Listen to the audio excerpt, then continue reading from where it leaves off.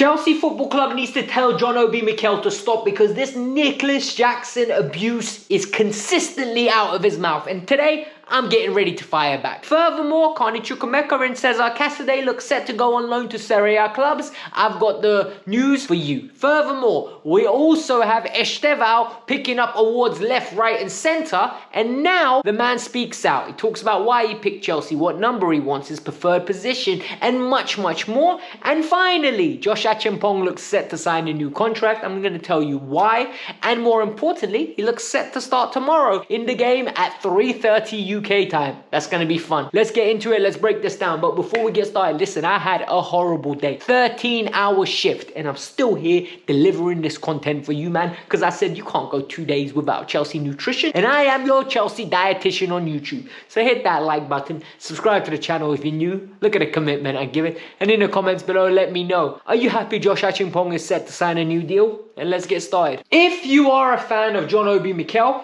I'm telling you now, cover your ears, fast forward if you get triggered early, because we need to have a chat. John Obi Mikel was a player that played for Chelsea. In my opinion, he done a lot for Chelsea. He achieved a lot. A lot of people have rewritten history, said he was world class. I think you're doing a bit too much. In my opinion, John Obi Mikel was a good player, played in a great team, players that around him elevated him, and he had a great career. Overall, this man had a phenomenal career at Chelsea Football Club. Yet, and this is what he's been doing since he's retired, he's been getting at my boy Nicolas Jackson. And I've had enough of it. Nicolas Jackson didn't have the best game against Spurs. I said it in my review, you said it, we spoke about it. However, what happened? John Obi Mikel comes out and says, look, Nico needs to do more. He needs to score week in, week out. He needs to score more goals. And for me, this is triggering. You know why? Because John Obi Mikel wanted a certain somebody named Victor Osimhen to come to my club. And you know what? He said he's going to score week in, week out. So what I did was I went and checked how many goals Victor Osimhen has in Turkey, because nobody watches him in Turkey, right? So I went and watched the statistics. He's got 7 league goals in 9 games. He scored in 5 of them.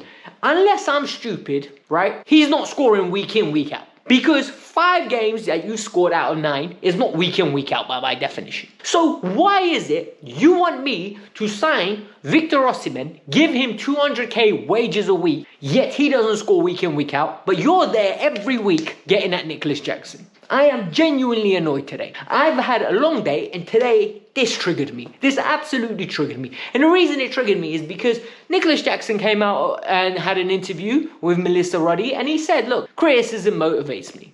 I'm one of those people that haven't achieved nothing at Chelsea yet. I will score 20 goals, 30 goals. I want to win trophies. That's when I will achieve things. And for me, this is the great mentality. But what doesn't help is him, John Obi Mikel, on a weekly basis, you know, he waits. He's basically itching. He can't wait for Nicolas Jackson not to score. Jackson's been amazing. Look at his numbers. Look at his return. Look at his performances. Mikel needs to stop it. If you want to be a Chelsea man and represent Chelsea, be honest in your analysis. Don't do none of this nonsense. And furthermore, he doesn't need to do this nonsense to get the clicks. He's got a guest list of absolutely football players left, right and centre to come on this podcast. He should be delivering good content without needing to do this trigger content. And for me, it's very frustrating. I don't like it. On to some good news though. Estevao has officially ended the season with Palmeiras, and what he has done at Palmeiras is unprecedented. It's historical. I'm not saying he's going to come in and be absolutely amazing from the jump, but this kid literally got best young player, breakout star, most goals before the age of 18, and came 3rd in the goals and assists race in Serie A at the age of 18. Let that sink in. Let that sink in. This kid is not even hit 18 years old yet, and he's already putting up crazy numbers, contributing to winning and picking up individual awards. Furthermore, he was asked, why Chelsea? He said, look, Thiago Silva told me this is a top club. Cole Palmer reached out to me on Instagram. Reece James said, anything I need, they're going to help me out to make sure I settle in. I felt wanted. Furthermore, he said, look, I want to play in the number 10 position, but I'm happy to play anywhere. Right wing, left wing, Number 10, I'm there. For me, this is a great mentality to have. Under Enzo Maresca, I had got no clue where this kid is going to play. I wouldn't be surprised if Enzo Maresca finds a new role for him, maybe a false nine. That's how of a madman and just tactically developed Enzo Maresca is compared to me. What he also said, and this was very interesting, is he would love to wear the number 41 jersey because he really likes that number and it means a lot to him. And this last statement was the one that made me say, this kid gets it. He said, at this moment in time, what I want to do is go to Chelsea. And people warned me, why Chelsea? And I said, look, the competition doesn't scare me. They can buy as many players as they want. It's about making me better, and the environment's going to make me better. And for me, this is the mentality. Look, he's coming in, he's competing with Noni, he's competing with Neto, Sancho, Felix, Palmer, and Mudryk. Some of them will get sold. He might go on loan. We don't know. However, this kid is super talented. We need to give him minutes. We need to let him develop and we need to give him patience. If Chelsea are winning, there will be no pressure on this kid. If Chelsea are losing, people are going to start, oh, we need to play him. We need to give him an opportunity. And then they're going to beat him with a stick when he doesn't perform. What I want to happen is what's happening this year. We're winning. He's getting minutes off the bench. He's getting cup minutes. He's getting starts here and there. And it's going to just develop him. I don't want him getting the Endrick treatment, but I want him to get the Ethan Nwaneri treatment. You know, you're getting 15 minutes at the end of the game. Then you get 90 minutes. Then you don't play for a week. Then you get another 20 minutes. And it's slowly easing him. And I think this will be perfect for him.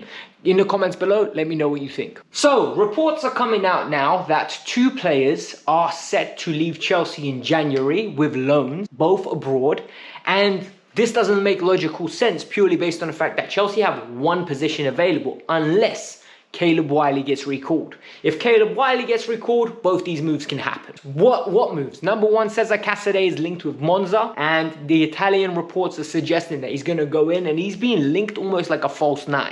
They're talking about him as an attacking threat. He's going to be someone in the final third, and we all know what Cesar Casadei is. He is a box-to-box midfielder that literally can score goals for days. He's done it at under 21s levels. He's done it at under 19 levels. He's done it at Leicester. He is a player that loves to get into the box, physically athletic, and will contribute with finishing. That is the first piece of news. The second piece of news is coming from Italy again, and apparently Carney Chukwuemeka has picked AC Milan and wants to go on loan there. This will have an option to buy, as I said a couple of days ago. This makes sense for all parties. It makes sense for Carney. He gets to go to a league that's a lot less physical, less burden on the body. AC Milan get an absolute brilliant player and most probably can offload another midfielder with higher wages. And Chelsea Football Club get Carney Chukwuemeka to go on loan with a good fee potentially returning. And all in all, Chelsea are going to be happy because they're finding a new home from an asset that they're not using and just paying 100 grand to a week. That's all the news regarding the transfers. Now let's get into the preview for tomorrow's game against Astana in Kazakhstan in minus 12 degrees. And we've got some great news from Enzo Maresca straight away. So, apparently, Josh Achimpong is set to sign a new deal. Enzo Maresca today in his press conference was very positive, very complimentary. He said, look, the club loves Josh. I love Josh. We all love Josh. We want Josh to stay, and tomorrow he will play. And this is great news because what this means is that Josh Achimpong is, the deals according to Fabrizio Romano is very close. They're trying to agree the final details, and this is phenomenal news. What it also means is that at this moment in time, Josh Achimpong has a great opportunity on his hand because right back, Reece James is injured. Wesley Fofana, right centre-back, is injured. And Badiashile looked very uncomfortable. Toussaint hasn't done anything to make that position his own. And Disasi, well, the less said, the better. Because every time I see Disasi play, I get a little bit worried. A lot of you are going to attack me again. But that's just my opinion. We all have one. But, and this is the big thing. Tomorrow, Chelsea play Astana, and it's a huge game. Why is it a huge game? Because apparently we are taking around about 12 youngsters alongside a few senior men and senior veterans of the team, and Christopher Nkunku with Toussaint, Disasi, and this is a big round trip. And when I say a big round trip, I mean they're literally going to be flying 8 hours. Once they get there, they're going to, I think, go straight to bed after eating. And then they're going to wake up and go straight into a match. Genuinely, Enzo Maresca said it's going to be one of those things where logistically it's complicated. A lot of players are staying behind. Pedro Neto might be going or might not be going. Joao Felix has stayed behind.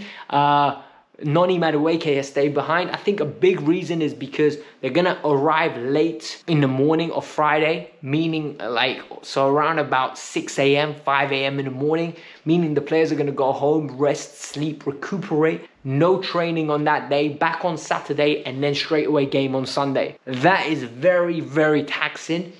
I can't even be bothered to give you guys a preview on tomorrow's game because I've got nothing to preview. I watched the press conference, nothing to add. Someone even opted to ask Enzo Maresca how many layers he's going to wear. What a stupid waste of time of a question. But there is opportunities for young players tomorrow, so we're going to watch it. We're going to love it, and there will be a review straight after the game. Hopefully some youngsters shine. Hopefully some of the senior players shine. And this was the Kavkas View. I hope you lot enjoyed the video. Hit the like button, subscribe to the channel, and tell John Obi Mikel to stop getting at my boy Nicholas Jackson. I really don't like it.